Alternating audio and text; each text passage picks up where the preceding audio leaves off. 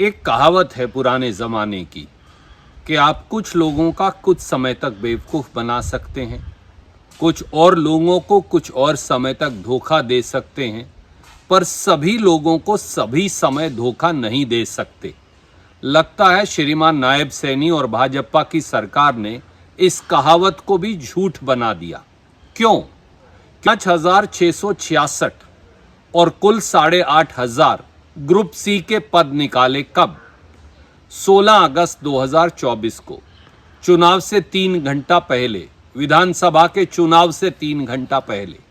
और क्या कहा कि जब तक मैं ओथ नहीं लूंगा, जब तक ये सारी भर्तियां नहीं हो जाएंगी। ओथ ली, 1 साल 8 साढ़े 7-8 महीने बीत गए, हेलीकॉप्टर में हर रोज घूमते हैं, कहे कहे लगाते हैं, चुटकुले सुनाते हैं, और अब 8 महीने के बाद क्या किया?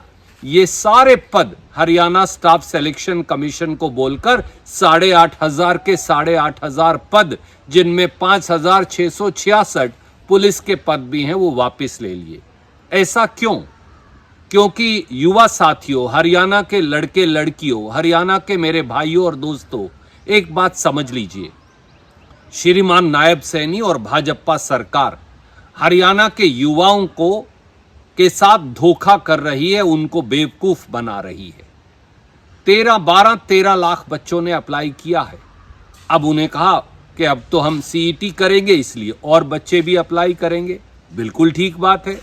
सीईटी आपको साल में 2 बार करनी चाहिए थी। 5 साल में एक सीईटी का एग्जाम हुआ, वो हाई कोर्ट के द्वारा रिजल्ट क्वॉश कर दिया गया। आपने 5 साल बच्चों को ये कह के बेवकूफ बनाया, सोशो इकोनॉमिक क्राइटेरिया के नंबर देंगे। पहले हाई कोर्ट के सिंगल जज ने, फिर हाई कोर्ट के डिवीजन बेंच यानी 2 जजों ने उसे भी खारिज कर दिया। मुख्यमंत्री कहते हैं अपील में जाएंगे, पर रिजल्ट निकाल रहे हैं सोशो इकोनॉमिक के नंबर दिए बगैर। ये आए दिन इसी प्रकार से भटकाते हैं। HKRN में 50,000 कर्मचारी लगा दिए। चुनाव से ठीक पहले बच्चों को लगा वाह वाह बहुत अच्छा हुआ, और अब उनमें से 4,500-5,000 हटा दिए और बाकियों को हटाने की तैयारी है।